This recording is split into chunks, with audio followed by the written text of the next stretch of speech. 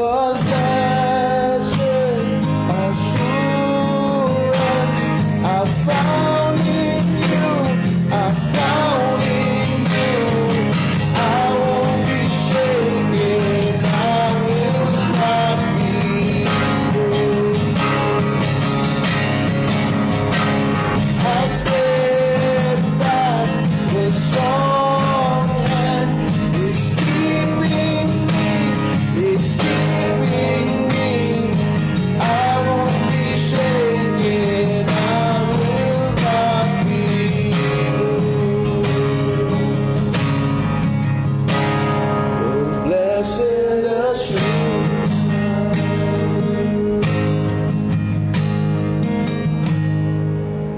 Amen. Our next song shall be a hymn. It's called Solid Rock, My Hope is Built.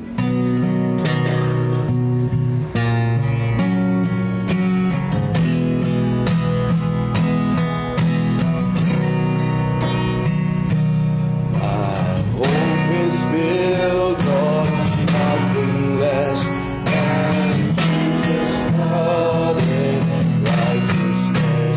I cannot trust the sweetest frame, but only lean on Jesus' name.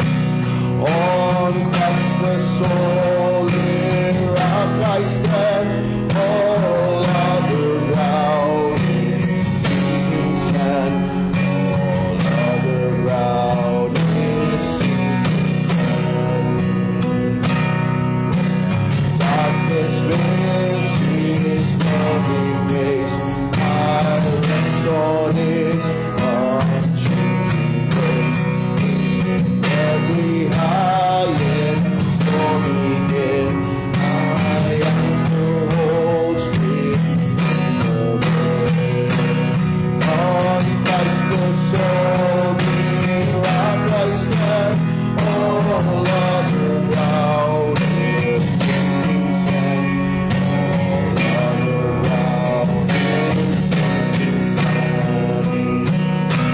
My hope is going up his blood, soon put me in the winning flood. And all around my soul is laid, deep in this soul my hope is laid. On Christ the solid rock I stand, all other ground is sinking sand. All other ground is sinking sand. When he shall come with trumpet sound, oh, may I in him be found. Yes, in his righteousness alone, faultless to stand before the throne. On Christ the solid rock I stand, all other ground is sinking sand. All other ground is sinking sand. On Christ the rock, on Christ the solid rock I stand, all other ground is sinking sand. All other ground is sinking sand. Praise God. Purihin ang Panginoon. Let us remain standing and let us come to our scripture reading.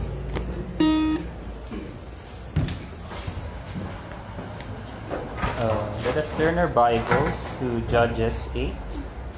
Judges 8 verse 22 to 35. Judges 8 verse 22 to 35. Let us all read together Gideon's effort. The Israelites said to Gideon, "Rule over us, you, your son, and your grandson, because you have saved us from the hand of Midian." But Gideon told them, "I will not rule over you, nor will my son rule over you. The Lord will rule over you." And he said, "I do have one request, that each of you give me an earring from your share of the plunder." it was the custom of the Ishmaelites to wear gold earrings. They answered, "We'll be glad to give them." So they spread out a garment, and each of them threw a ring from his plunder onto it. The weight of the gold rings he asked for came to 1,700 shekels, not counting the ornaments, the pendants, and the purple garments worn by the kings of Midian, or the chains that were on their camels' necks. Gideon, who made the gold into an ephod, which he placed in Ophrah, his town. All Israel prostituted themselves by worshipping it there, and it became a snare to Gideon and his family. Thus Midian was subdued before the Israelites and did not raise its head again. During Gideon's lifetime, the land had peace 40 years. Jerubbaal, son of Joash, went back home to live. He had 70 sons of his own, for he had many wives. His concubine, who lived in Shechem, also bore him a son, whom named Abimelech. Gideon, son of Joash, died at a good old age, and was buried in the tomb of his father Joash in Ophrah of the Abizarites. No sooner had Gideon died than the Israelites again prostituted themselves to the Baals. They set up Baal Berith as their god, and did not remember the Lord their God, who had rescued them from the hands of all their enemies on every side. They also failed to show any loyalty to the family of Jerubbaal, that is Gideon, in spite of all the good things he had done for them. This is the word of the Lord.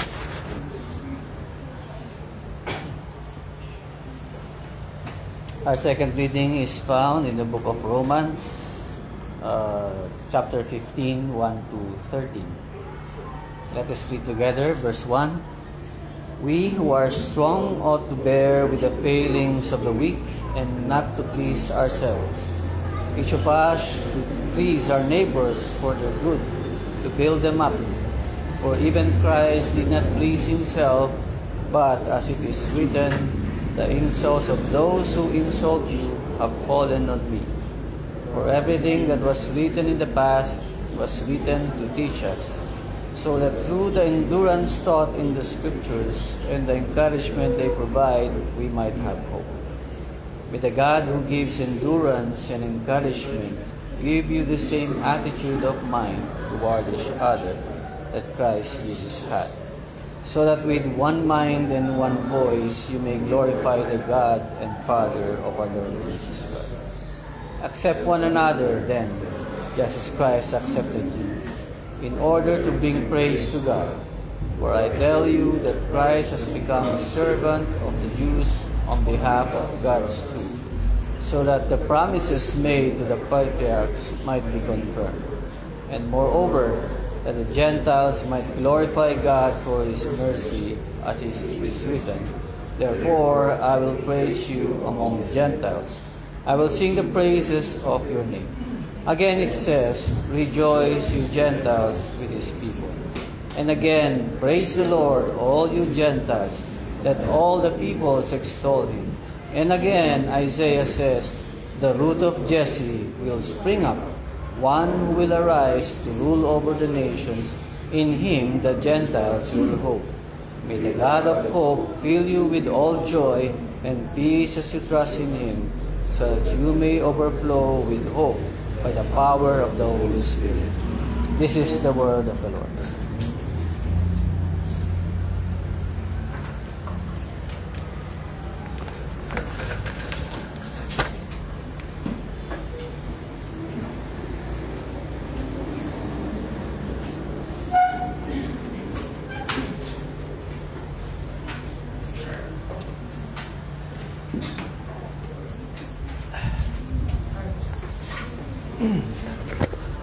I-off na.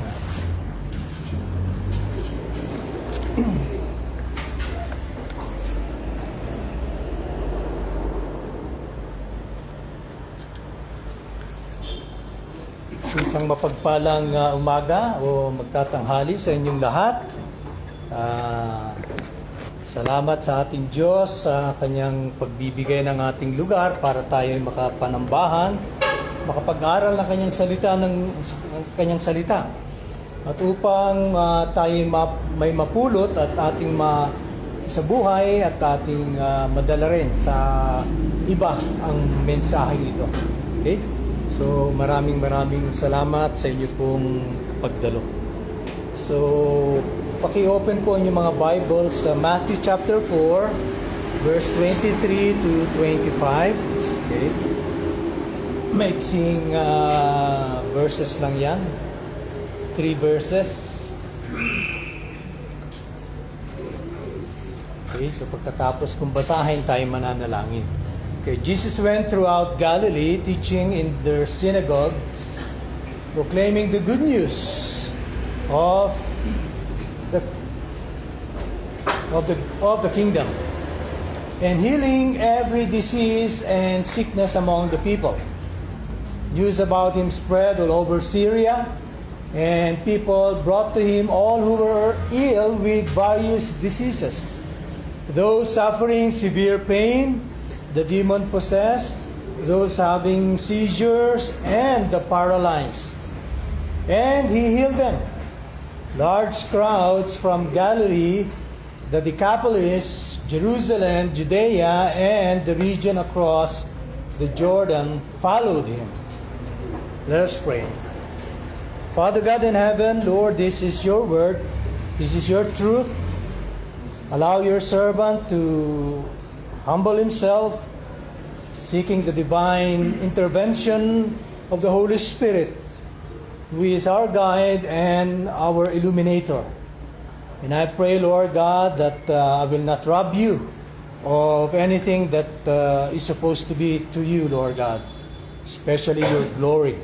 And allow us just to sit at your feet and be amazed at how through these 3 verses you will open our eyes to you and to your kingdom. This we ask in Jesus' mighty name. Amen. Amen. So, the title of this preaching or message is Preaching the Good News of the Kingdom. Preaching the Good News of the Kingdom. So, nandun po yan sa ating talata. Sinabi nga dyan, proclaiming the good news of the kingdom. Now, this particular section could be summaries of Jesus' ministry, which is common to narrative literature. Kumbaga, itong 3 verses na to, hindi lang po ito yung kanyang ginawa.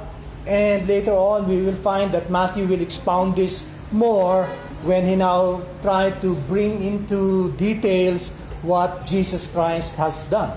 But this is like what John chapter 20, 30, 31 says. Ano sinasabi doon? Jesus performed many other signs in the presence of his disciples, which are not recorded in this book. But these are written that you may believe that Jesus is the Messiah, the Son of God, and by believing you may have life in His name. So dito pa lang, John 20, 30, 31 is already the gospel. Okay? In just that few words or this particular phrase. And even this alone, our text for this morning will speak of the gospel message. It actually parallels with Matthew 9, 35 to 38. Ating buksan lang po ang ating mga Bibles doon. Tingnan natin ano ba sinasabi ng Matthew 9, 35 to 38.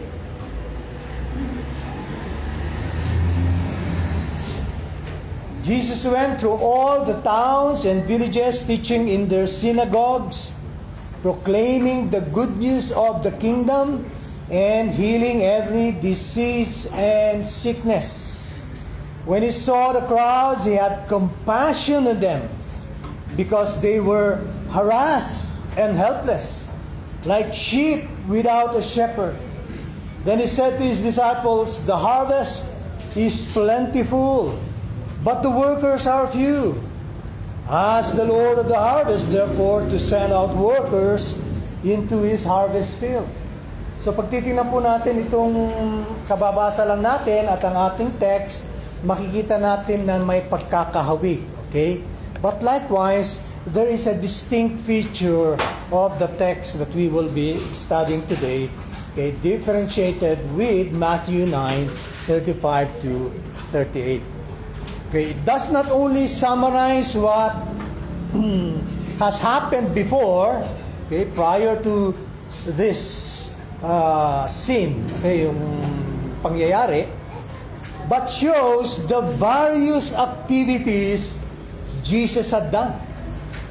Diyan po sa text natin, makikita natin ano po yung mga ginawa ng ating Panginoon. Merong teaching, merong preaching, at merong healing. And not only that, dito sa text natin, pinapakita yung geographical extent. Gaano kalawak, okay, in terms of land, area, ang talagang ministерyohan ng ating Panginoon. Sinabi diyan from Syria, that's from the north, and then Galilee, the whole place where Jesus grew up, including Nazareth, okay? And the Decapolis, these are the 10 cities from Syria down to Judea. May mga 10 cities dyan, yung tinatawag nilang Decapolis. And even as far south in Jerusalem and the whole of Judea, and not only that, but the region across the Jordan. So talagang malawak. And imagine that Jesus did not have any planes, did not have any cars, okay? Did not have any ship, okay, para dun siya sumakay para mas mabilis. Gaya ng sinasabi ng mga bulaang mga ngaral, gaya ni Kenneth Copeland. Yung pampalusot niya. The reason why I need a private plane, kasi binilan siya ng private plane ng kanyang kongregasyon, is that he could minister throughout the world. Dahil yan daw ang ginawa rin ni Jesus. Pero ang totoo, nung ini-interview siya ng ABC News, okay, isiniwalat sa kanya na, hindi ba kaya ka naman ayaw sumabay sa mga public transport or public airport is because, sabi mo, I don't want to go with demons. Tinawag yung mga demonyo, yung mga tao. You know mo? But in fact, the truth of the matter is baliktad. Siya yung demon. Okay? Sigurado may demon na humahawak sa katauhan ni Kenneth Copeland. If you will see him personally or even on TV, talaga makikita mo, grabe. If you're really discerning, makikita mo hindi lang sa words, kundi pati sa mga actions niya na talagang somebody is really kumbaga ruling his very own body. Okay? Yeah. And so let's go back to our text. So this section, if you will look at your Bibles, nauna ito bago ang chapter 5, which is the Sermon on the Mount. Okay? So this section sets the stage for particular discourses, yung mga pangyayari, yung mga event, yung mga discussion, yung mga ministry, lahat ng ito, mga kwento, okay, that follow and implies that the material presented is a representative sampling of what was available. So, ito ay, ano lang, kumbaga, itong text natin, kasama na rin itong mga sumusunod, these are just but representative sampling. Yung sinasabi sa John 20:30-31. Maraming ginawa ang ating Panginoon ng mga miracles. Marami siyang mga ginawang mga pagtuturo, pero sabi niya ay hindi mako-contain. Sa dami man ng sabi ng libro dito ng library, for example, ay hindi mako-contain. Ibig sabihin, it's a figure of speech that speaks of the volume of work and ministry and healing, okay, that Jesus has done when He was living here on earth. And so yung ating mababasa lang sa Bible ay mga representative sampling lang yan. Gaya ng Sermon on the Mount, okay? Isa lang po yan. At yung mga iba pang turo, the parables, okay? And likewise the healing and the signs and wonders. Okay. So it is not just a historical account of events. Okay? In order of time, usually without analysis or interpretation. So hindi ito isang parang kwento lamang na ay ito yung mga kaganapan, rather it is full of theological substance. When we say theological substance, meron tong lalim ng turo patungkol sa Diyos at sa kanyang kaharian. Okay? It is not just a story. Jesus was constantly on the move, not wasting precious moment. So if you look at Jesus, sabi nga, there is that urgency to do ministry. Nakuha niyo ba yun? There is that urgency to do ministry. At ito talaga, nakuha ito ng mga early disciples ni Jesus, and likewise ng mga early missionaries, na kung saan nakita nila na the whole world is indeed a mission field na kailangan talagang puntahan. Kasi nung panahon na yun, wala namang mga technology pa para maabot sila through radio. So kailangan puntahan talaga physically. At kaya dapat tayong magpasalamat, because if not for the hearts of these people, hindi po makakarating sa iba't ibang lugar ng mundo ang mensaheng ito. At ngayon, ang ating kumbaga panawagan and at the same time challenge is, how many of us will be able to likewise catch this burden and be part of that great work that Jesus had begun many years ago, 2,000 years back. Okay? Now, Galilee had 204 cities and villages. Okay? Yan na po yung kabuuan niyan. Cities and villages. Each with a population of approximately 15,000. This is due to the influx of Gentiles to the place. Yung ating inaral na nung na-exile itong mga Jews, nagpuntahan ng mga Gentiles sa lugar na ito. Yung pala, doon sila mamiministeryohan ng gospel. And sila na rin ang magdadala ng gospel message sa kung saan man silang lupalop ng galing. Yeah. So according to the historian Josephus, Galilee has a population then of almost 3 million people. So marami-rami na yung buong Galilee na yan. So at the rate of 2 villages or towns per day, it would take at the very least 3 months to visit all these places with no time off for Sabbath. So si Jesus, kung hindi siya magre-rest on the Sabbath, kakain ng at least 3 buwan para talagang mapuntahan niya itong mga lugar na ito. Ganun po tindi, kalaki ng lugar na kung saan kailangan ministeryohan ng ating Panginoon. And we see in Acts chapter 10 verse 38 that Jesus went around doing good. So yun ang sabi ni Luke, no? That Jesus, when He was here on earth, He went around all of these places that I have mentioned, and He was doing good. So what was the good He was doing? Well, definitely, nakita naman natin sa ating text, teaching in their synagogue, preaching the good news of the kingdom, and healing the sick. So dito pa lang pinapakita na ng ating Panginoon that through the teaching, through the preaching, and through the healing, which is basically the evidence of what is being preached is really from God, it brought about, it brought about to the many people who were hearing this and likewise benefiting from the healing because they brought their sick with them. It was a foretaste of the kingdom.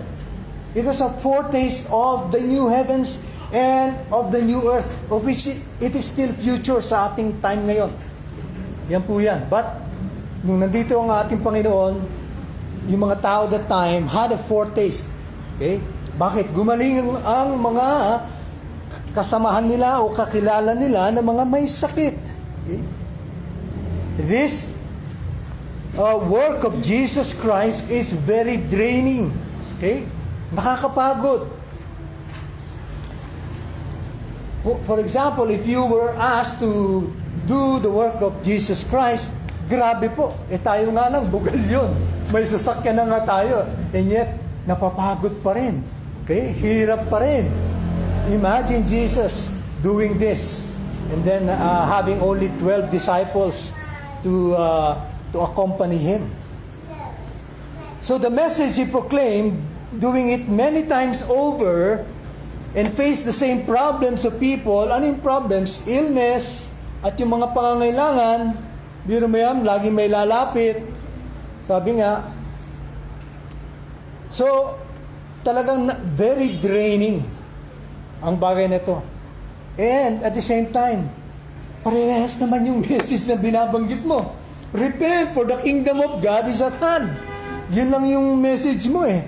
Which is the message of John the Baptist. And now it was Jesus' turn to likewise do the same. Repent, for the kingdom of heaven has come near. Matthew 3 verse 2 and Matthew 4:17. Now this preaching is all about God's kingdom. Okay? We can see that this section is a precursor to the Sermon of the Mount, which we will be discussing next in chapter 5. So, kumbaga parang paano lang ito? A foretaste kung ano mga ipapakita ng ating Panginoon sa kanyang turo at sa kanyang mga gagawin sa susunod, especially in the Sermon on the Mount. Okay? And so the Sermon on the Mount is all about kingdom living. So ibig sabihin, pag sinabing about kingdom living, you have to be a believer for you to be able to understand what Jesus is saying here. Kung hindi ka mananampalataya, ibig sabihin, o hindi ka kasihan ng banal na Espiritu, you would not understand this Sermon on the Mount. Mahihirapan ka. You might as well pack your bags and leave and mind your business na lang. Kasi it talks about being blessed. Sabi diyan, di ba? If you have that poor in spirit, okay? For theirs is the kingdom of heaven. Blessed are those who mourn, for they will be comforted.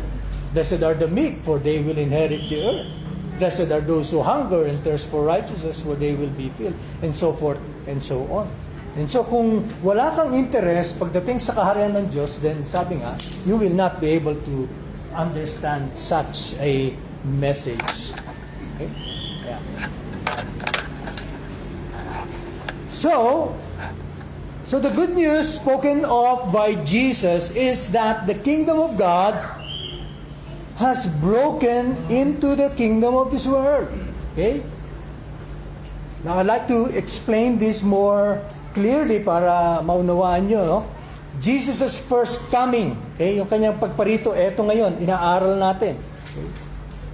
Inaugurates the coming of God's kingdom.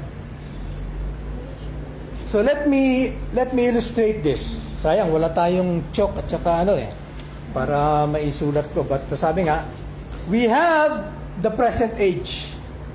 And the present age consists of the past and up to the present. Hanggang sa oras na ito. And so, this is the circle. This is the present age. Okay? Ayan. Yun po. Okay? And we also know of the age to come, which is future. Okay? Yung the new heavens and the new earth. Okay? Yun. So ngayon, anong ginawa nung nandito ang ating Panginoong Jesus? This present age is here. Sabi nga, this age to come has broken into this present age. So nag-intersect sila. Na yan. Itong dalawang circle na nakikita nyo. Yan. So in between, kung saan sila nag-intersect na yan, that is what we call the last days. Okay? Yang isang maliit na butas yan. Yung area na yan is what we call the last days. So, ibig sabihin, yan ang sinasabi nga na nung dumating dito ang ating Panginoon, okay? 2,000 years ago, that started the last days. Okay? Yung kanyang pagparito sa lupa. At yung kanyang pagbabalik, that will end the last days or His second coming. Yeah. So what is so significant of this, you may ask? Ano bang relevance niya? Well, malaki po. The significance is this. What is supposed to be future, okay, the age to come, has now broken into this present age. Pumasok na. Okay? Pumasok. Kaya nga nakita natin ang ating Panginoon nung siya'y nandito, nangaral siya ng patungkol sa kaharian ng Diyos, pero hindi lang siya nangaral, bagkus nagpagaling siya ng mga may sakit. Okay? At sabi nga, yung mga may mga pangangailangan, kanyang naibigay. Kung comfort, kung joy, peace, forgiveness, binigay niya. Okay? And so, makikita ngayon natin that this age to come was broken into this present age. God's holiness, His loving kindness, yung He said na Hebrew word na ating binabanggit parati, no? His righteousness, His rule, His forgiveness, reconciliation, our restoration is now possible and available because of Jesus' presence. Dahil pumarito siya sa lupa. I want us to read Luke chapter 4 para lalo pa natin makita ito. Luke chapter 4 verse 18.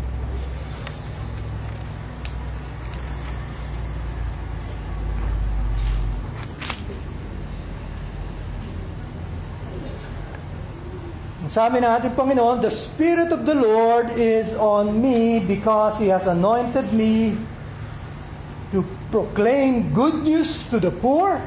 He has sent me to proclaim freedom for the prisoners and recovery of sight for the blind, to set the oppressed free, to proclaim the year of the Lord's favor.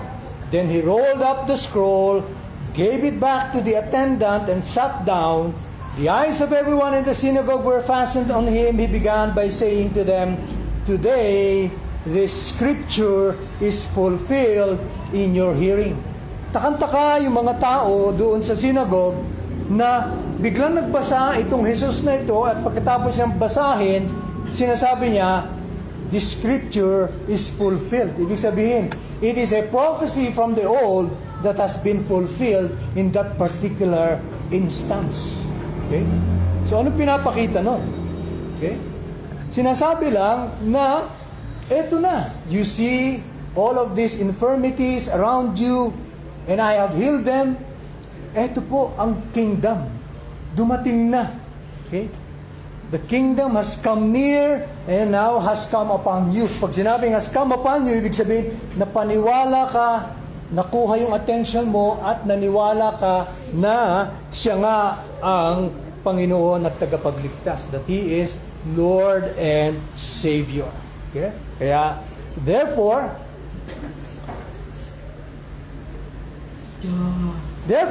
the kingdom is both now and the not yet.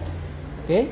So, the kingdom is both now and the not yet. Pastor, sabi mo kanina, dumating na. Bakit meron pa uling not yet? Kasi pag titingnan po natin, nung time nang bumaba rito ang ating Panginoon, sabi ko, it was just a foretaste. Hindi pa po yun yung culmination. Hindi pa po yun yung conclusion. It will still be future. Okay? Kumbaga, pina-fast forward lang para maramdaman ng mga tao ng panahon ni Jesus at pati naman tayo, because we now have the canon of scriptures, para makita natin what has happened during the time of Jesus, and now we can look forward and say, ay oo, babalik ang ating Panginoon. He is going to come back. Dahil sinabi niya yan, His second coming is still future. We still await for that second coming, of which will now usher in the full restoration of all things. Sabi nga, the new heavens and the new earth na yun. Okay? So, when Jesus spoke about the kingdom, it was a present reality. Kasi naramdaman. Okay?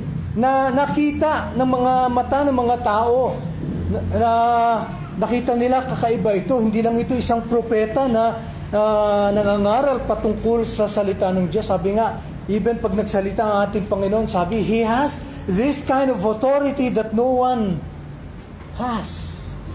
So, ibig sabihin talagang galing sa Diyos. So, people experience all of this. The blind receive sight, the lame walk, those who with leprosy are cleansed, the deaf hear, the dead are raised, and the good news is proclaimed to the poor. Matthew 11:5. This shows that healings were the evidence of the message being preached. So yung mga pagpapagaling nung time na yon ay ebidensya na yung mensahe ay totoo at ito ay galing sa Diyos. At pag titingnan po natin yung ating text na binasa sa Matthew chapter 4, we will see that itong mga various diseases na minention, hindi po naman ito lahat nandun, but at least sinabi, these various diseases and those suffering severe pain are divided into 3 overlapping categories. Nag-overlap. The demon-possessed, number 1. Number 2, those having seizures. Okay? Yung mga nasiraan ng bait, yung mga may irrational behavior, mga schizophrenic, mga ganyan, the paralyzed, yung mga na-stroke, o yung mga physically incapacitated. So ito po yung mga klase ng mga illnesses na pinagaling ng Panginoon, but it is not confined to just these 3. Marami siya pinagaling. Meron pa nga siyang binuhay, di ba? Napatay. Si Lazarus. And so the healing of various diseases among the people who have gone from faraway places further attests to the kingdom's presence and advance. Ibig sabihin, andito na ang kaharian, at hindi lang nandito yung kaharian, it is advancing. It is advancing. And so if we will look at Jesus' time, 2,000 years ago, ngayon sa time natin, we are more closer to the second coming than those people who were present during Jesus' time. And so, dapat tayo ang mas excited na papalapit na ang paghahari, ang pagbabalik ng ating Panginoon. Siya naghahari na ngayon. Okay? Pero ang kanyang pagbabalik will still be future. And we know ano ang naging effect dito sa mga tao when people have come to know of what Jesus had done, of what He was proclaiming. Many people, dito sa akin minention na mga kalugaran, from Syria down to Judea and the whole of Galilee, and even after the Jordan, sabi nga, people followed Him. People followed Jesus. Now, followed does not necessarily indicate solid discipleship. Hindi po lahat ibig sabihin kapag sumunod ka, ay mga disipulo ng Jesus yan, mga believers na yan, because we know of the account of the yung feeding of the 5,000. Di ba? Marami rin ang sumama. 5,000, those are just men. Hindi pa kasama ang women and children. So you could just imagine the total number na pinakain ng ating Panginoon with 2 fish and 5 or 7 loaves. Okay? Na lahat napakain and yet meron pang sobra. Okay? At meron pa silang take home. Ayan. But, nakita ng ating Panginoon, you're just following me not because you see the signs and the wonders, but because you had your fill. Because nabusog kayo. Because yung pangangailangan nyo ay naibigay ko. At yan po ang nangyayari sa maraming mga iglesia ngayon, lalo na mga mega churches. Why do they attend a church? It's not about Jesus. Although, yes, hihingi sila kay Jesus. Pero, ang focus is not Jesus, but what they want from Jesus. And that is, material things, okay? Lord, I want a cell phone. Lord, iPhone 18. Wala pa. Okay? Oh, Lord, I want a car. Lord, I want a house. Lord, I want a future spouse na talagang masasabi kong talagang forever na makakasama ko. And so we are all so focused on these things. And many people are so blinded to see na bakit diyan kayo nakafocus, hindi dun sa ating Panginoon. At ganun din. The reason why you're following me is because you had your fill. Kaya marami nasa mga iglesia, lalo sa Western Hemisphere, sa Amerika, sa Europe, is because ang tingin nila sa iglesia ay isang bangko. It is a place to invest. I invest 50,000, then thereby, kung yan ay 100%, then it will return to me 100,000. Okay? Because 50,000, babalik 50,000, so you have 100,000. Ganun po ang tingin nila. Kaya tuloy marami ang pumapasok sa mga iglesia. Yes, malaki nga sila. Okay? May mga building sila at kumpleto na. May coffee shop. Okay? May mga pang kids kung saan sila maglalaro. Meron ng mga rock climbing sa loob mismo ng building. Okay? Kulang na lang magkaroon ng movie theater doon at mag-relax na yung iba after. At least tayo malapit lang, isang ano lang. Pag-cross, we can already watch movie there, no? Ayan. Pero ganun nga, iyan yung pagkabulag ng maraming tao. Kaya nga, not all who follow Jesus are true disciples. Marami sumusunod lang because sinasagot lagi yung panalangin nila eh. Kung gusto mo ng kagalingan, ayan, dito tayo. Bakit eh? Pag nagtuturo yung pastor doon eh, gumagaling ako sa aking na nararamdamang sakit. Hindi yung dapat tingnan na, ito pala yung pinangako ng lumang tipan. Ito pala yung prenopesiya. Ito pala yung Messiah. Ito pala yung dapat naming abangan. Ito dapat pala yung aming focus na siya'y babalik. Wala, it's all about material things. It's all about relationship but not relationship with God. Kaya nakakalungkot po. At marami ng iglesia ang nahulog sa ganito. Kaya sabi ko nga, we are a small church, okay? So wag po tayo mainggit sa malaking church. Why? Because nakakatakot nga yung malaking church. Okay? Kapag dumating yung judgment at mali yung turo dun sa iglesyang yun, lahat sila, sabi nga, makikita-kita pa rin sa kabila, pero hindi dun sa langit. Hindi dun sa kaharian ng Diyos, kundi dun sa ilalim. Okay? Sa impyerno na tinatawag. Kaya yan. Okay? So, sabi nga, some have come for healing. Yun lang, gusto lang magpagaling. Yung iba naman, nung gumaling, ay talagang namanga at nakilala nila ang Panginoon. Others are skeptic. May ano bang meron dyan? And others are mga uzis, mga uzisero, nanguusyoso lang kung ano ba yung commotion dyan, ano ba yung ano dyan, meron bang buy one take one dyan or whatever, yan. And so the Messianic age would end such grief as promised in Isaiah 11, 1-5, and in chapter 35, verse 5-6. Yun po ang pinangako dito sa Messianic age. Kaya nung bumaba rito ang ating Panginoon, ay kanyang ginawa ang mga pagpapagaling na ito. Okay? To let people know and feel and experience and taste that the Lord is good. Okay? So what the people experienced was just a foretaste of what it's like living in the kingdom of God. Like for example, the raising of Lazarus, sabi ko nga kanina. Hindi naman nanatili siyang buhay. He eventually died. Kasi kung hindi, then makikita natin siya. Okay? Alam natin na buhay pa siya. So, ibig sabihin, hindi pa. So, it's still future. And so, yun din ang ating pinakahihintay. Kaya, wag po tayong parang, ang tawag nito, mainip. Bakit di pa bumabalik? Hindi ba dapat ang tanungin natin ay ating mga sarili? Baka kasi hindi pa ako nagpapagamit sa Diyos para nang sa ganun, meron man lang akong madalang isa o dalawa o 10 kaluluwa sa Panginoon. Okay?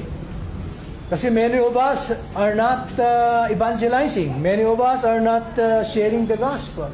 And so God is giving you that opportunity na kahit pa paano makakapasok ka kasama ng mga nasiran mo, or kung hindi man, makakapasok ka pa rin naman kasi God is so gracious. Pero may amoy sunog. Yung bang in just the nick of time, nakapasok ka sa pintuan ng langit. Okay? Kumbaga parang hinihila ka na ng impyerno pero nakapasok ka pa rin. Medyo amoy usok ka nga lang. Muntik ka lang masunog sa baba. Buti na lang, nakapasok ka pa rin. Yun di ba sinasabi sa isang passage, di ba? That you will be saved, sabi nga, just parang pasara na yung pintuan and bigla kang napapasok, parang ganun. Now,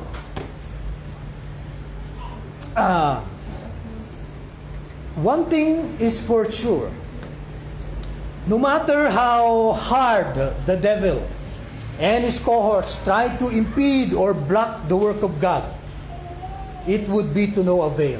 So dapat, because of that, magbunyi tayo. Okay? From the 3 temptations of Jesus, to his struggle in the Garden of Gethsemane, to the cross itself, and to the grave, Jesus came out victorious by his resurrection. See, pati ang kamatayan, hindi siya kayang hawakan. No other prophet, no other leader of any religion that we know of in this world has done that. Muhammad, Buddhist, okay, mga Hindus, wala. We don't see them or know them that they have lived to the fullest or they have resurrected. Only Christ has resurrected from the dead. Okay? So, later on, the apostles will be doing the same ministry. Kung ano yung ginagawa ni Jesus, yun din ang gagawin ng mga apostles and the other disciples. And sabi nga, the healings, the signs and wonders that accompanied the apostles likewise authenticated the role as ambassadors of Christ and His message. Okay? Ganun po. So, nagtuloy-tuloy pa rin. But, nagtuloy-tuloy pa ba yan hanggang sa panahon natin? Can we say the same thing for us believers today? That we can just pray for healing and people get healed? Sometimes we are so careless. Okay, wala tayong pakundangan. We just go sa mga hospitals or sa mga kakilala natin. We pray for someone who is sick with cancer and then, in the name of Jesus, be healed. Ganon. Okay?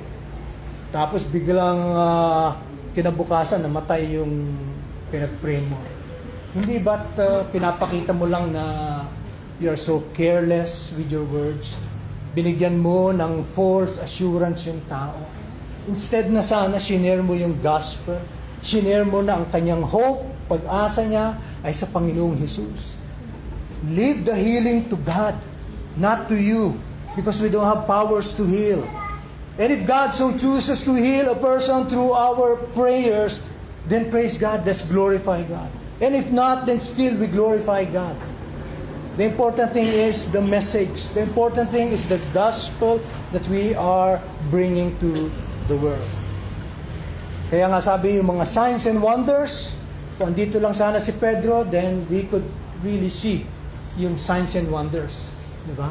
He signs his credit card, And then he wonders later, ano ba yung ginastos ko? Yun ang tunay na signs and wonders. Okay. But let me answer it this way, kung nangyayari pa ba yung mga healing sa panahon ngayon.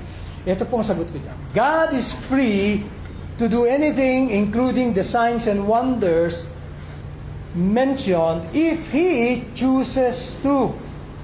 Prerogative ng Diyos yun eh. Pero wag natin pangunahan. Okay? Pag sinabi mo, be healed in the name of Jesus, at tapos namatay yung taong yon, pinangunahan mo yung Diyos. You act as though you are greater than God by doing that, by praying that prayer. Mas okay pang sabihin mo, we're praying for the mercy and grace of God, that the love of God may manifest through you. And if He so chooses to heal you, then Lord, we glorify you. If not, still, we honor you. Ganon. Hindi yung parang walang pakundangan, we just say things na parang tayo yung Diyos. No, we are not God. Okay? And so I hope and pray, maraming nanonood dyan and you're doing that. And we have done that before when we were still in the Pentecostal movement. Okay? Pero hindi na po, because we have grown much as a Word and we have seen how the Word of God has illumined our minds and hearts, and we see na ano. Kasi kung totoo lang na talagang meron pang gifts of healing today, ay dapat sana nandun sila sa mga hospital. Di ba? Nandun dapat sila naglelay ng hands. At talagang may ABS-CBN crew or GMA na nakatutok at talagang makita, uy, gumaling nga, uy, nabuhay yung patay. Ngayon, dun sila sa mga morgue. But we don't see them there. Bakit? We see them in their own churches. Okay, we see them in the streets. Mga charlatans, nagpapanggap na humahaba yung isang taong may polio, yung pala hinihila lang yung sapatos para magpantay. Okay? An example of that is si Todd White. Okay, nagmumukhang para siyang si Jesus Christ. Okay, yung mga nakikita nating mukha ni Jesus Christ. Pero yung pala he's a charlatan. Okay? Another is the Bethel Church in Redding, California by Bill Johnson. Okay? And many more. Okay? They are indeed false teachers. So, God can still heal, but since we already have the canon of scriptures, meaning to say itong buong Bible nasa atin na, there is no need for any extra biblical revelation. Ano yung sabihin ng extra biblical revelation? Kung meron ka pa rin tatanggapin na wala dito sa Biblia. Gaya nga nun, yung mga fake healers o fake healers na ito. Okay? O yung mga esoteric knowledge na sila lang daw ang nakakaalam dahil kausap nila ang Diyos at may bagong mensahe at may paparating na isang virus na kung saan ay maraming papatayin at alam naman natin nagkaroon tayo ng COVID-19. Okay? Pero sinabi nito mga ito, after a week wala na yan. Pinanalangin namin, nirebuke namin yung virus na yan. Umabot tayo ng 2 taon. And until now, meron pa yung virus na yan. See? So these are all charlatans, wag natin paniwalaan sila. We have the scripture, balik lang tayo sa scripture, yun ang ating paniwalaan. And so what is lacking in the church today in the big churches? Okay, yung mga big churches na mababaw ang turo, discernment. Kaya marami ang napopoison, marami ang nahihikayat, marami ang nahihila sa maling turo at sa maling mga gawa is because people lack discernment. Kaya nga sabi sa Bible ni Lord, my people are perishing because of lack of knowledge. Kaya it is so important for us to study Scripture. Para tayong estudyante, nag-aaral tayo and so kailangan magbasa tayo ng mga libro para maunawaan natin yon. And in this case, we need to read the Bible. We need to understand the Bible. We need to come to such a church like this na in-explain ang ibig sabihin ng mga verses sa Bible. Okay? Ayan. Now, God has no plan B. Okay? Wala pong plan B ang Diyos. Hindi po yung parang, okay, gamitin ko nga muna ang aking mga apostles. Pagka pumalpak sila, ay, bababa uli ako. Magpapapako uli ako. No. Wala po. There's no plan B whatsoever. When Christ came, and then He went to the cross, and He gave His life as a ransom for many, and then after which the disciples, or the apostles and the other disciples, preached the message of salvation, the gospel of the kingdom of God. Sabi nga, yan din ang gagawin ng mga susunod pa. Tayo yun, the church. And so, the question that begs to be asked is, will RCC, okay, in prayer. Father God in heaven, we thank you for your word. It's a heavy preaching at that. It's the challenge is laid before your people. And Lord, allow your word to take root and bear fruit. And that, Lord, in the coming years, we will see a harvest of, but rather into your kingdom. And so we just thank you so much that you have preserved our church from any false teaching, and that, Lord, those who will come and lead us in the future, may they. Kasi yun ang ginagawa ng mundo ngayon, ang isang church, kailangan merong kompletong kids ministry, youth ministry, mamaya may sinihan, ganun. Hindi kung ganun din lang, punta na lang tayo sa SM. Di ba ba? So, the church is not confounded on the organizational of everything na nangyayari sa church, but the important thing in the church is its word. Christ's counsel through beginning to end. So, let us sing our response song, Christ Exalted is our song.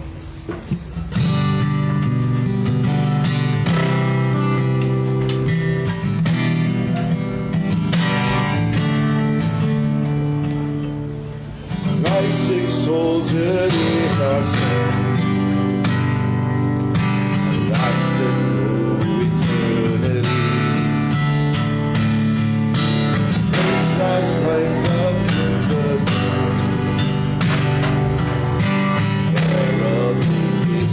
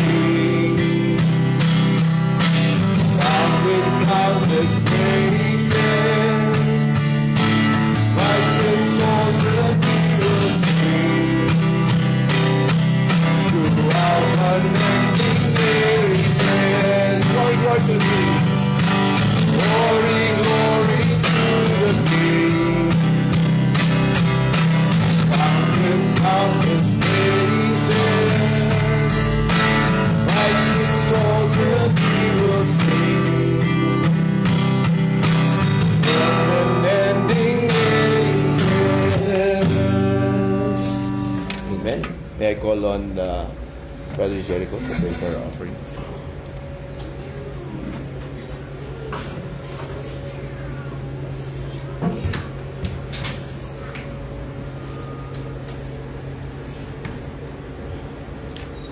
Tayo po'y manalangin para sa ating mga handog at pasalamatan natin ang Panginoon sa mga pagbubukas ng mga opportunity to share the gospel sa mga ibang place, sa hospital, and the whole year, this year 2026, ay may mga binubuksan ng Panginoon sa ating mga handog ay yun ang ating ginagamit upang ipalaganap po natin ang salita ng Diyos. Tayo po'y manalangin.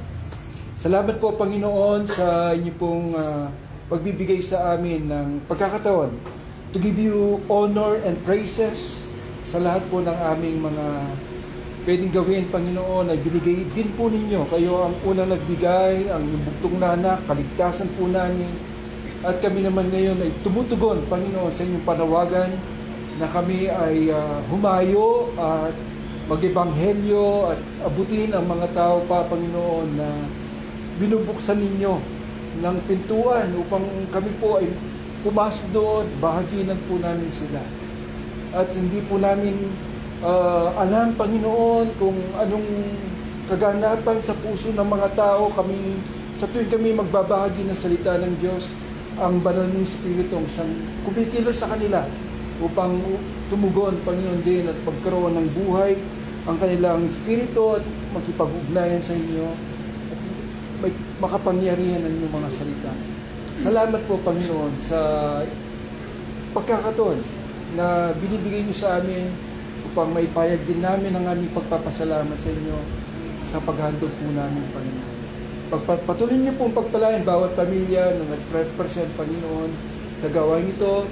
At nawa po, Panginoon, ay hindi lamang din, Panginoon, sa spiritual, kundi rin sa material din, Panginoon, ay kami rin ay magkaroon ng mga opportunity upang sa ganoon ay kami po ay makapagpatuloy sa paghandog, Panginoon, makapagbigay sa inyong gawain. Muli, Panginoon, sa inyo po ang kalwalatian, papuri at pagsamba sa pangalan ng Jesus. Amen.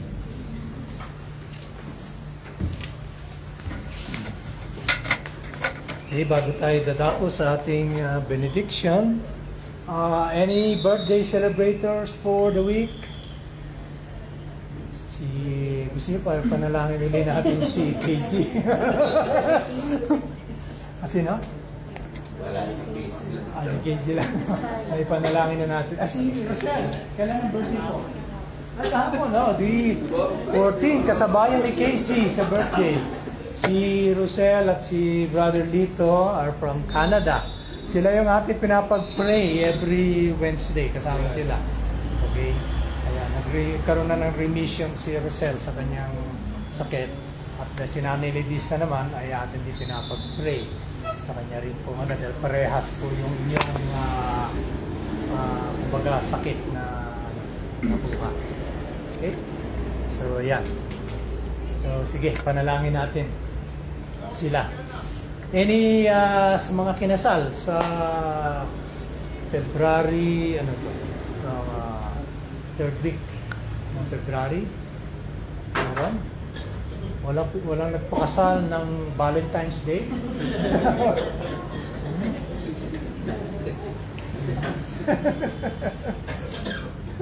Sige, tayo manalangin.